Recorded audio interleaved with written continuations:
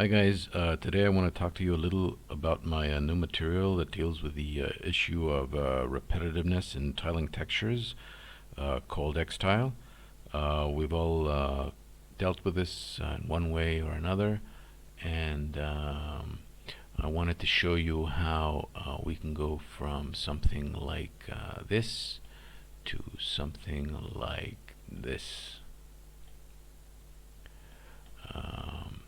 Similarly, we can see it here from something like this to something like this. Both these examples use the same texture sets and are tiled with the same overall amount. I think it's fair to say that the differences are quite obvious. So let's see how this material works and what we can get out of it. The example on the left uses textures that were downloaded from Bridge. The ones used in ExTile were manipulated in Mixer to get the correct configuration that ExTile requires. And the one on the right were also created in Mixer, but in this case they were created from scratch, and I have a little tutorial in the description below that shows you how I did this particular texture. Before I go on, I'd like to say that even though ExTile gets rid of repetitiveness on a lot of types of textures, it does have its limits, even though some of those limits can be addressed by adding traditional breakup techniques such as vertex painting or decals. Think of ExTile as an additional weapon in your arsenal against repetitive tiling textures. It will require maybe a new way of looking at textures, a new way of sourcing and creating textures, but is well worth it, since what you get in return are non-repetitive tiling textures. The magic in ExTile happens, or depends is a better word, on the original texture layout, and that's why it's important to pay close attention to our beginning texture. And the way we set it up is we define the number of rows and columns that make up the texture before we randomize it, and then with that we have the ability to shift the tiles in the horizontal or vertical direction to create the staggering effect that is so common in tiling sort of patterns. With that, we have some other parameters that we can play with, and I will be showing those later on. This is a real example of a texture.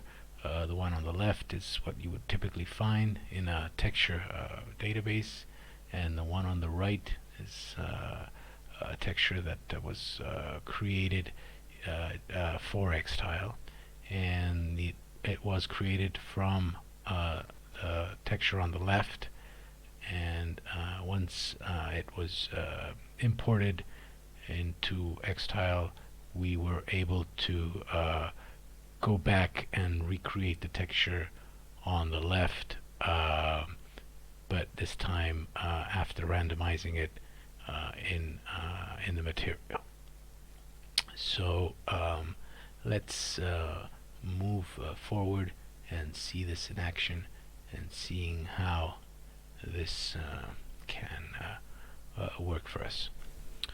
In these examples, what I have done is I've downloaded some Megascan textures, and I have already placed them on the meshes. These are just basic material setups, and as you can see, they're all tiling, and this is what we will try to get rid of.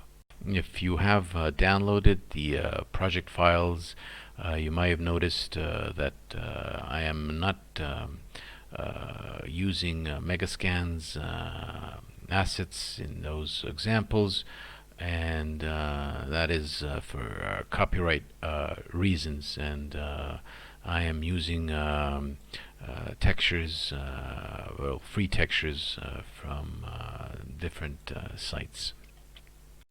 I also use Megascans because I want to show you a cool trick using ExTile and the Megascans live link. Live link being the Megascans plugin that allows you to export textures directly from Bridge to Unreal.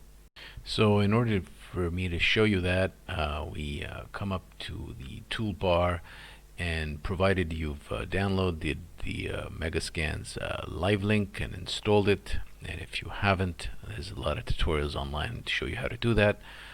We click it and we get this pop-up, and we go into our material ExTile master.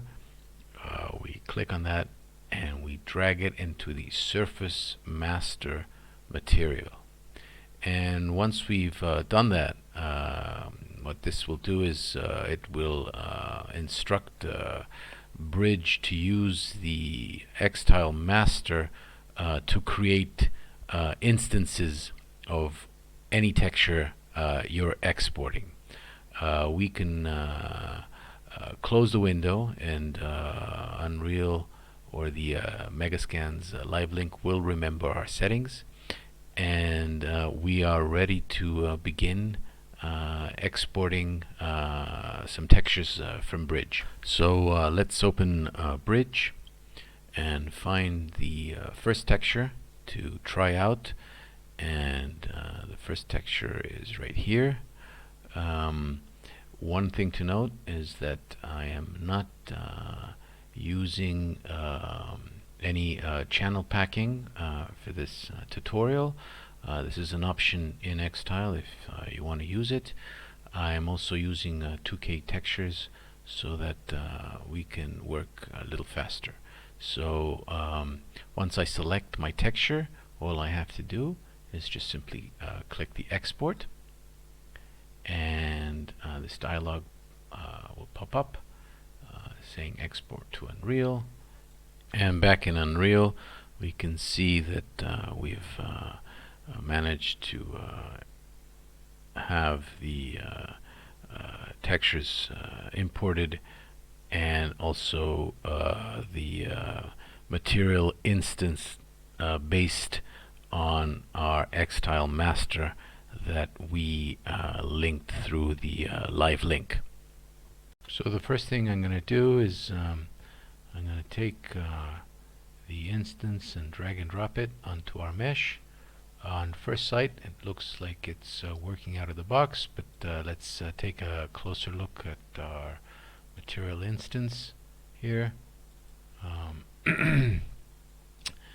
And if you remember from what we talked about previously, we said that the important thing is to define the initial texture makeup that basically defines the rows and columns of our texture. So in the default settings, ExTile uses 3 by 3 column and rows, but if we open our material or our albedo texture, you'll see that this is a 1, 2, 3, 4, 5, 6 by 6.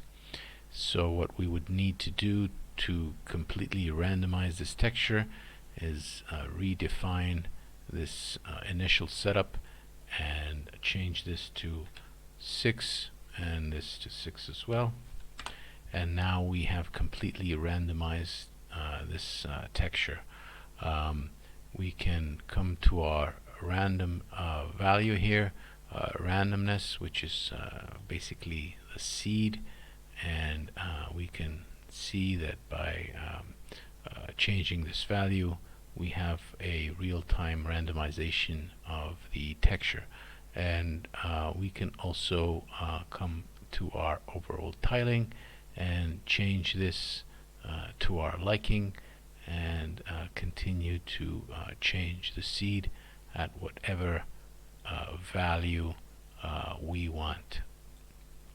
This is the basis of how to achieve non-repetitive tiling.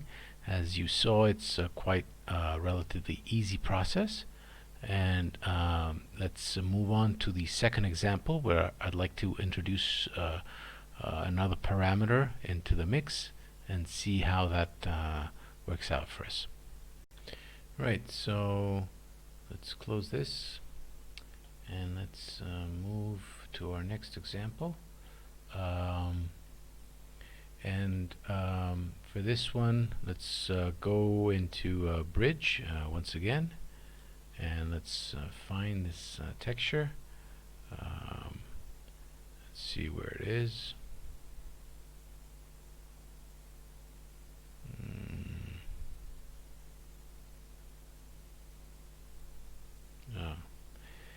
More loaded. Must be somewhere. Here it is. So this is our texture. What I will do again, it's just simply hit the export button, and this texture will be loaded, and an instance will be created directly into a folder. And let's just see where it is. And here it is. It's just ready to be applied on our mesh. So the same deal here. Let's drag our instance straight onto our mesh, and in this case we can see that it doesn't work straight out of the box, but that's quite easy for us to fix. So all we have to do is let's double click our instance, let's open it up, same sort of procedure here. Let's click on one of the maps so we can measure our rows and columns. In this case it's a 3x2. So if we come here and we define our columns and rows, and let's change our rows, in this case just to from 3 to 2, and here we have it. We have a again a tiling texture of where we can change the randomness of our tiling and the overall tiling as well. What I wanted to point out at this point is that one of the ways that to increase, if you would, if you like, the randomness, variation of a texture is the amount of variation that exists in the original texture. So depending on how much tiling you are going to be exposing the texture to, then you have to kind of think a little ahead on how much initial variation exists in the initial texture. In this case it's a 3x2, which doesn't give us a lot of variation. So if I do actually tile this, you will maybe begin to see some sort of repetitiveness in the texture, even though it is completely random and broken up. You may begin to notice something, but again we can sort of introduce our next parameter here, and see how we can fix this. The way to do this is, let's come back to our overall tiling and set it to 1, is under the random variation heading, we have something called the brightness, jitter, max and min, and we also have the roughness, jitter, max and min. And what these parameters allow us to do is increase and decrease the amount of brightness and roughness on a per tile random factor. So again, the randomness controls the amount of the seed that we give to our texture, and if we now introduce the brightness jitter, you will see that what I can do is I can change the amount of brightness given to each individual tile. And this again is another way to break up the texture. I can also introduce roughness to the mix if that's what I wanted. I can change the roughness on each individual tile, and this is a great way to break up a texture in addition to the randomness. So in this case, as we said, our overall randomness is somewhat limited to the amount of the 3x2 texture. However, we've introduced this new parameter that has increased, or should I say decreased, our repetitiveness in the tiling of the texture. So now I want to introduce the next feature that ExTile has, and we will be working on this texture that was created from scratch in Mixer. And to do this, we will be jumping into Bridge and downloading the texture or exporting it the same way we did with the rest. So all we have to do is open Bridge and navigate here to the left. There's a category called Mixer, and this holds all the textures that you exported from Mixer. Ours is right here, so if I click on this, all I have to do is just export it. So once back in Unreal, we should have our material instance with our texture, and let's drag it onto our mesh, and immediately we see a change. However, what we need to do again is go back into our material instance and change the column and rows that make up our texture. The defaults are 3, if you recall, and our texture is made up of 1, 2, 3, 4, 5, 6 columns, and 1, 2, 3, 4, 5, 6, 7, 8, 9, 10, 11, 12, 13, 14, 15, 16, 17, 19, 20 rows.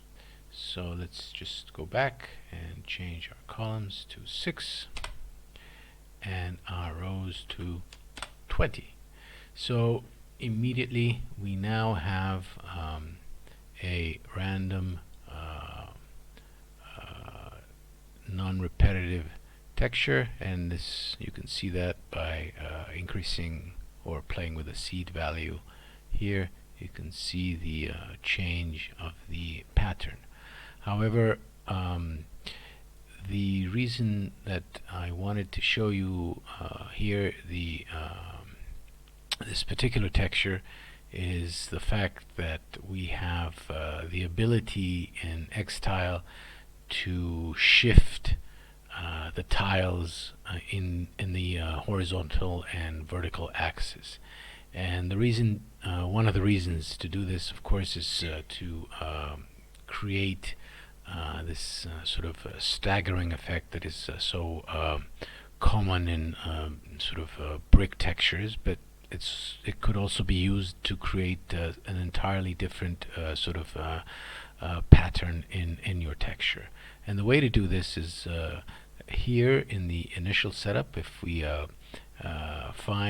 find the tile shift, the horizontal tile shift, and what this thing does, this parameter, is it shifts every other row of tiles in either the positive or negative direction. And I'll just show you first, and then you can see how easy it is for me to start creating a sort of real brick pattern just with the shifting of this parameter. We can of course change the axis, and the axis will allow us to shift it vertically, but we will see that in another texture. So at this point we can start combining a couple of our parameters here. We can turn on our brightness jitter as well to give it a little bit more variation, and immediately you see that we have a texture here that is definitely non-repetitive, and we can tile this texture to our heart's content, and it will definitely not show any repetitiveness in any shape or form. And with that, let's move on to our next example. Here we have another texture that was imported from Bridge, and let's go through the same process again. And let's open Bridge and import the texture using our live link. Once it's exported, let's go back into Unreal, and here's our texture, our material instance. Let's double click on this, and let's change some of these parameters. Let's open our albedo, and let's see what we have. And we have a texture that is made of 18 columns and 1 row. So let's come back into our instance, and let's change those numbers to 18 for the columns and 1 for the row. Let's drag our texture onto our mesh, and here we have a first glimpse of what this texture looks like. One little thing to take note is that I purposefully left a small little error that may not be so noticeable at this moment, but I do have a separate video on how to fix this. Basically, the error occurs when we are using a texture that has the left and right side pattern offsetted, or the top and bottom. This is usually done on tiling textures to stamp out any issues and to make sure that the textures are in fact tiling, and this can cause some sort of blending issues in ExTile. It's a very easy fix in Mixer. It's just simply a slider to re-offset the same amount, and as I said, I have a separate video, and you can watch that and fix any issues that you may have. In this case, I have already done the fix, so I will change my textures to the correct ones. And there you have it. The tiling is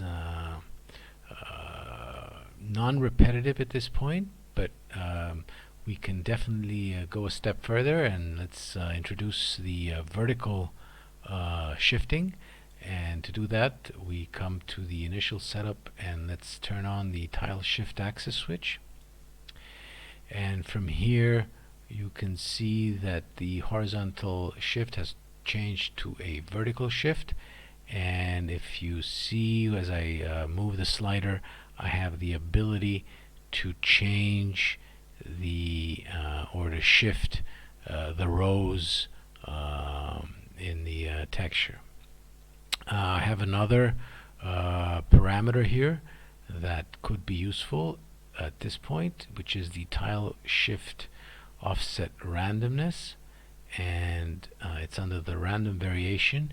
And what this does is it introduces a different sort of pattern to the shifting of the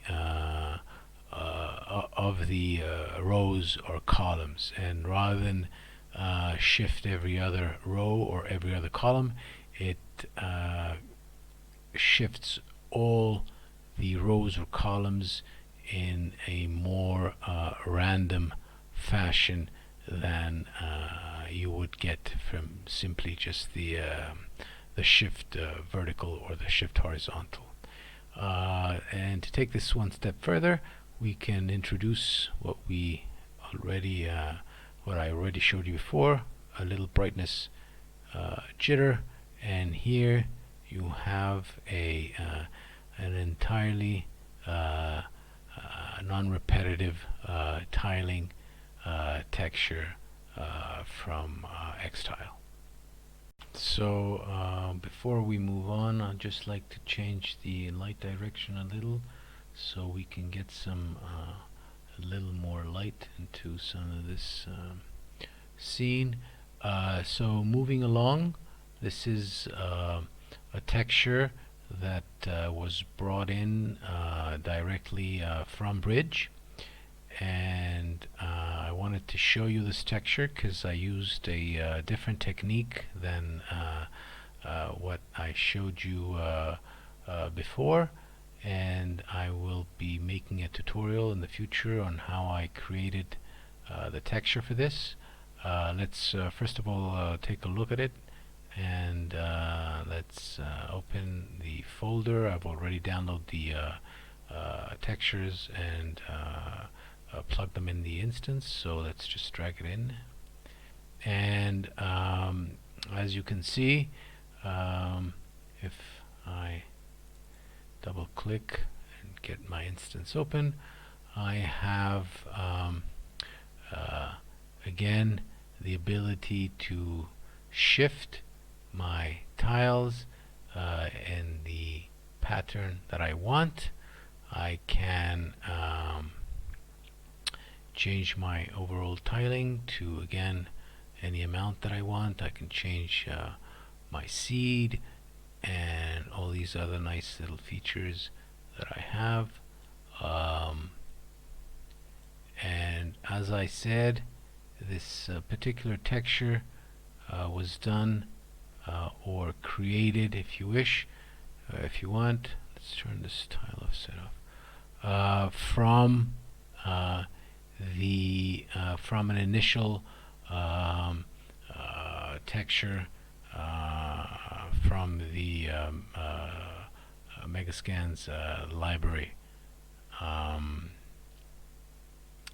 I think you can see that if I go back to the texture that was initially used, you can see definitely the tiling effect here, whereas here you can definitely see that this does not exist. And moving into something a little different, I wanted to show you how we can use ExTile to break up the repetitiveness on a texture like this, which is more organic. And we will be again using a bridge to import the texture, and let's see what ExTile can do. Right, so let's go into bridge and find our texture, and let's scroll down.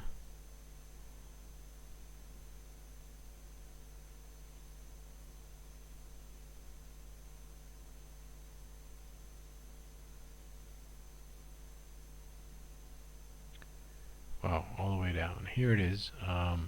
So let's just, I'm going to turn this to, oh, it's just 2K. Okay, so let's just export this then and see what happens.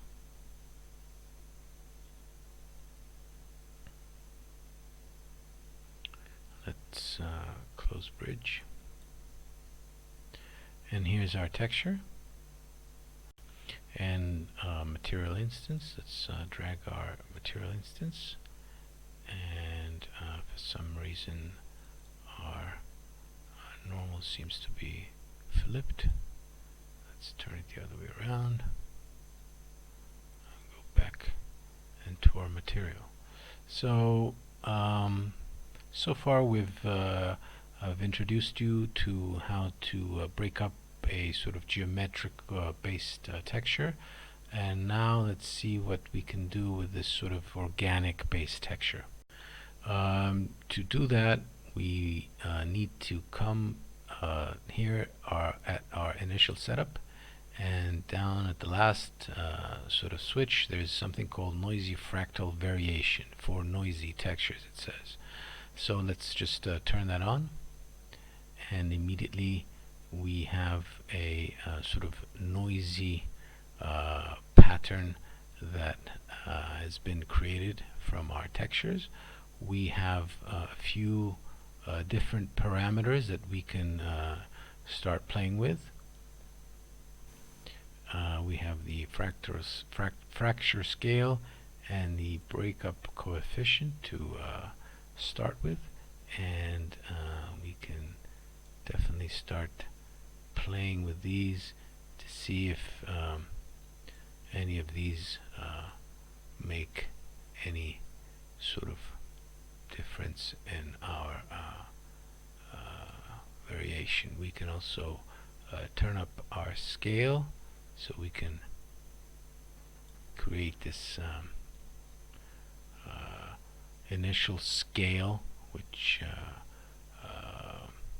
basically scales up the UVs before they go through the process of being randomized. And again, we can come here and sort of play until we get something that looks random.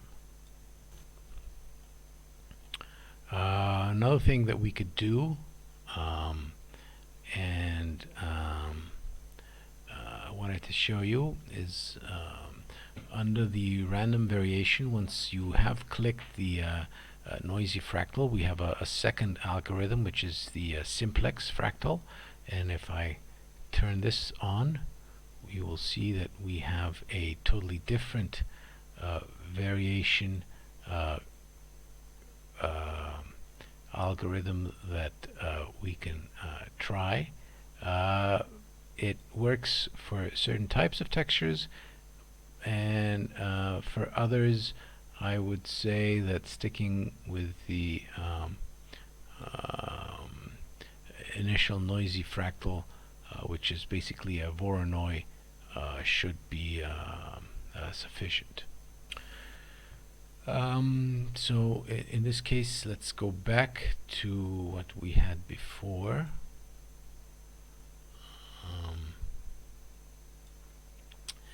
And I want to now introduce you to a few other effects that ExTile has. One such effect is the dirt, and I can show you how this would work. In this case, it's subtle because our texture is quite dark. The other effect that we can turn on is the parallax occlusion, and once I turn that on, I will need to change the height to something that will makes it pop up. So this is another effect that that comes with optionally on ExTile. And the final effect that I want to show you in this particular scene is the puddles. And the puddles are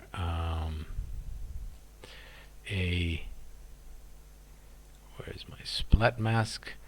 Let's introduce a splat mask, and I think I have one in the textures. Yep, here it is. Can't see a thing, but let's fix that. There's quite a few parameters here. Let's see where this initially this. Ooh, okay, let's turn the size down a little. Okay, and let's offset it a little to the somewhere here we can see.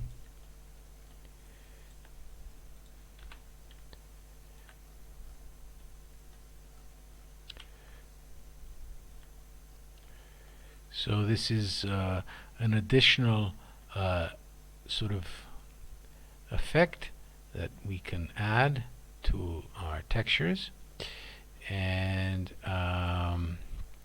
there's quite a few parameters here. We can change the center and edge wetness.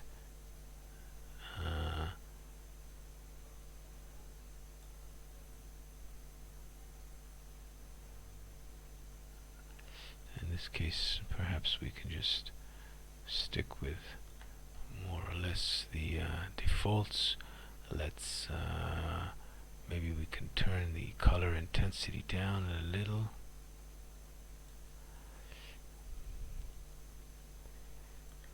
And maybe we can also turn the depth down a little.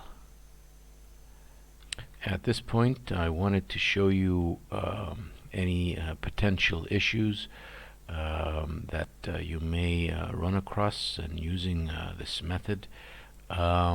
Depending on the type of textures used and how close you are to the mesh, you may notice some visible seams that occur, and this is unavoidable due to the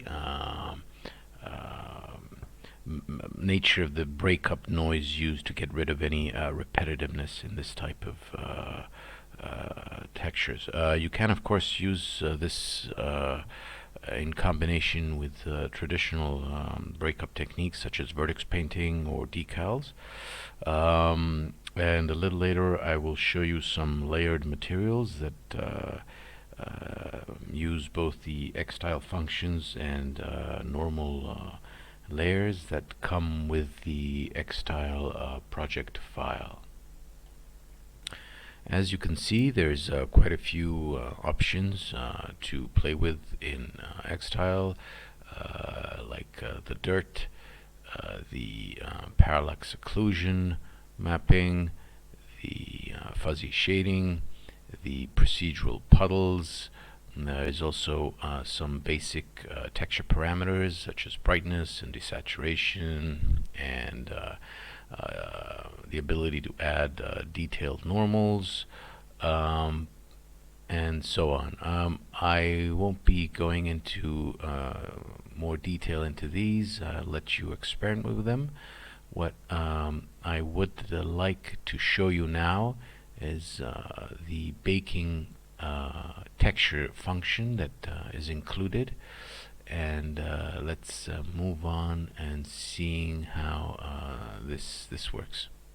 So ExTile gives you the ability to bake textures via render targets. This is an option that may be useful to some, especially if you have a lot of textures and you want to optimize.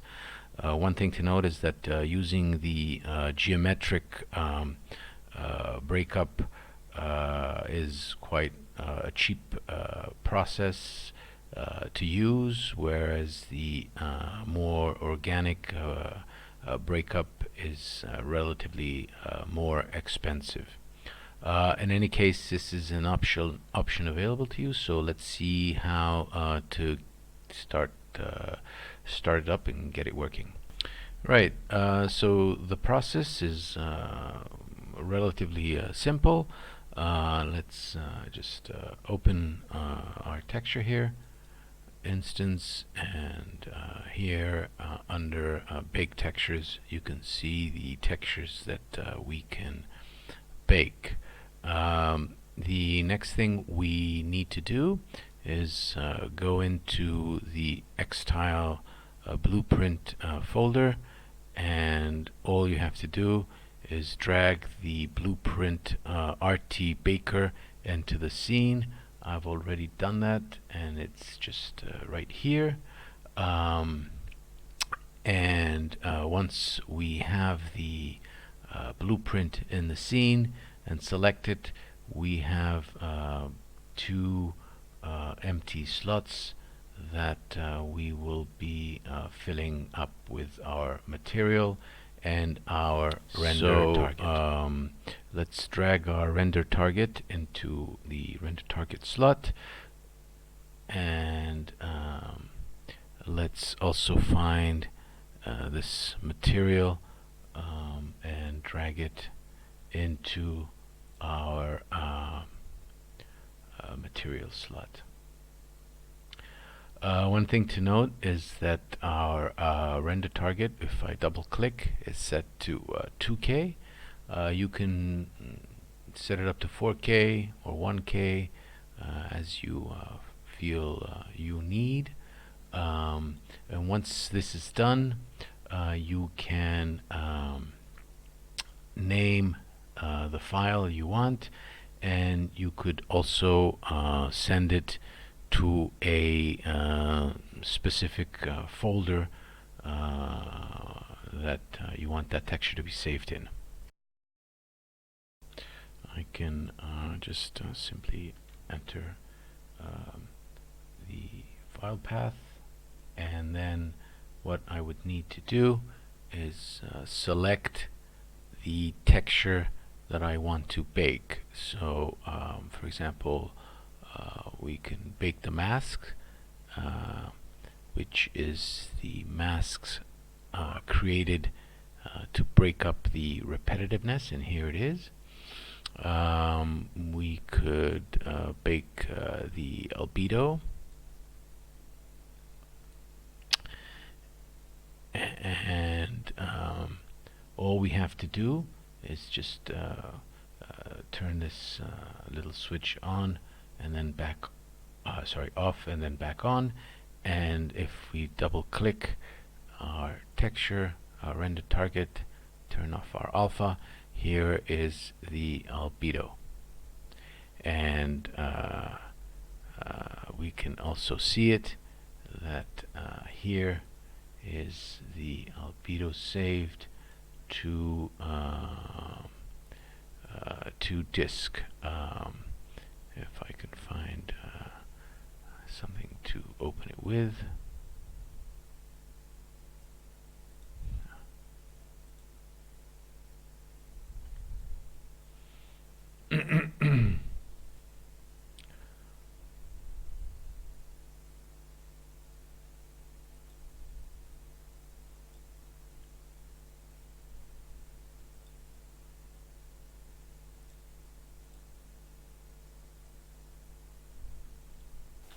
And that's how you bake your textures in ExTile. A relatively simple process that could be very useful. So now that we've covered the master material, I wanted to show you how to use ExTile in a modular fashion to build even more complex materials. One of the powers of the material editor in Unreal is the ability to use material functions. They sound a little scary, but all they are just snippets of code compiled into smaller chunks, and they can be used and reused, added to other material functions together to create different materials in the editor. And in any case, I have broken up ExTile in chunks of material functions. All of ExTile's functionality exists as separate material functions that you can use to create more powerful materials, or simply to use only the parts that suit your needs, making it quite a modular approach to using it. Here I have created a few examples that I will show you.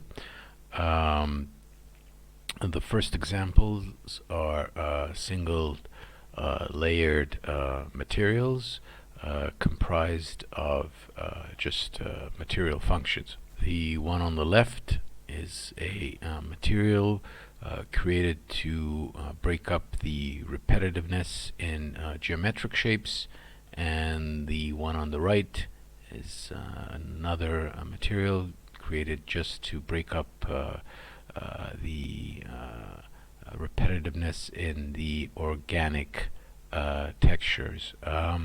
So let's take a look into one and see how this looks. So if we open our instance, and from our instance double click and open our material, let's take a look on how this is made. And basically what you see are the chunks of material functions laid across and put together to create this material. In this particular case, we can see that this material function random geo is the geometric function that is used to break up the repetitiveness in the geometric shapes, and together with some other basic material functions like this material inputs, some basic functionality for the texture parameters. There's a dirt material function. There's a splat mask material function that is plugged into the Puddles material function, and all this together is what makes up this particular material. One of the things that I wanted to show you is this palette on the right.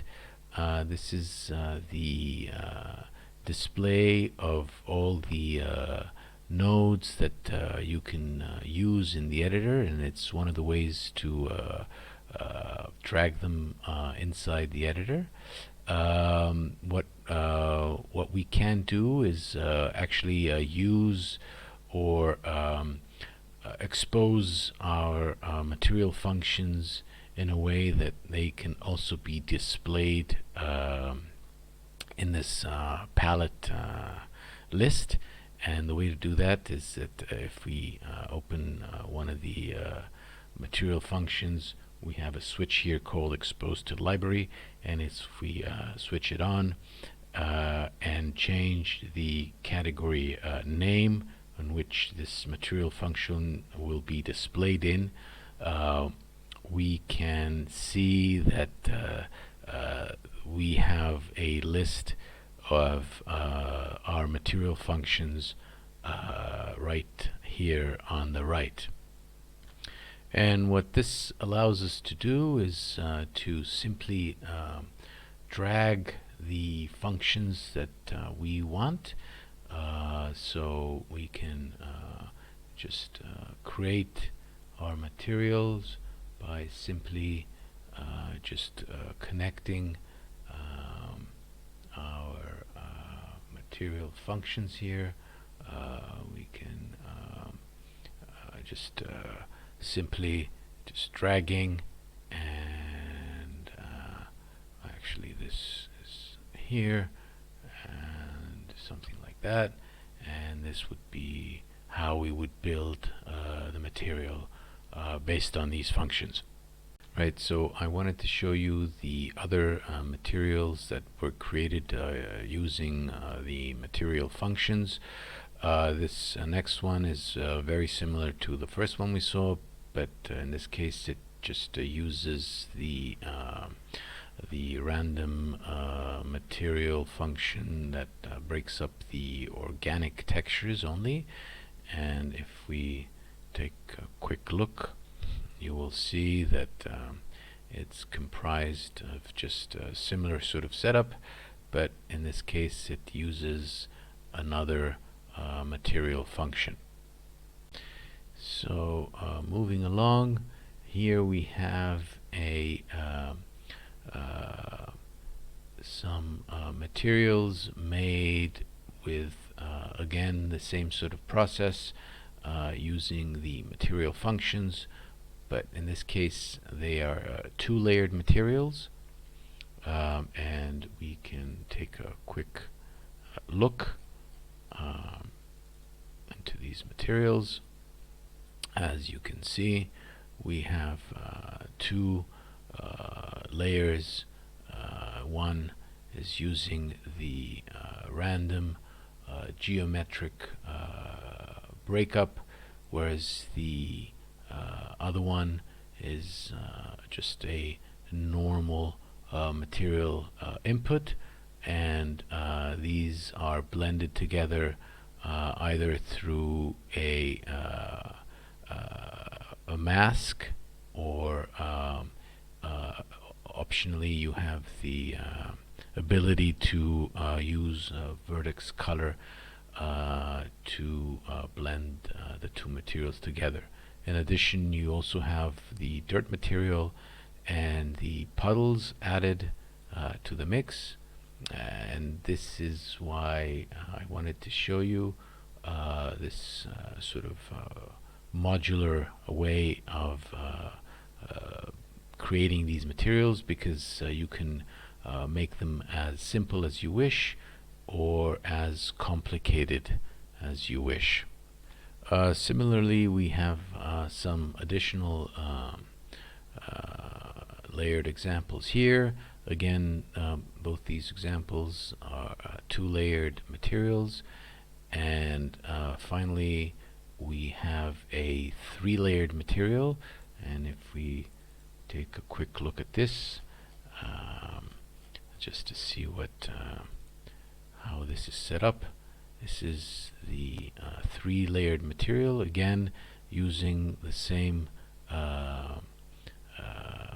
method to create this material by just dragging the necessary material functions in order to create it. I know this video has been a little long, so I will just quickly show you these examples. They were all done using the techniques mentioned before. For specific texture creation techniques for use in ExTile using Mixer, you can view the other videos that I have that show how to do that. As I said before, using ExTile will force you to look at sourcing and creating non-repetitive tiling textures, perhaps in a different manner than what you've been used to. Getting textures to line up in the horizontal and vertical, and applying any staggering effect after the fact rather than in the texture itself.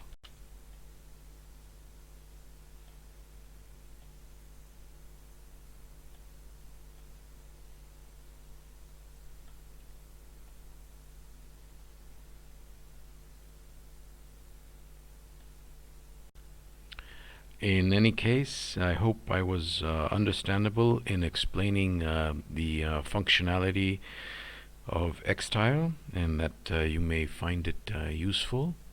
Thanks for watching, and speak soon.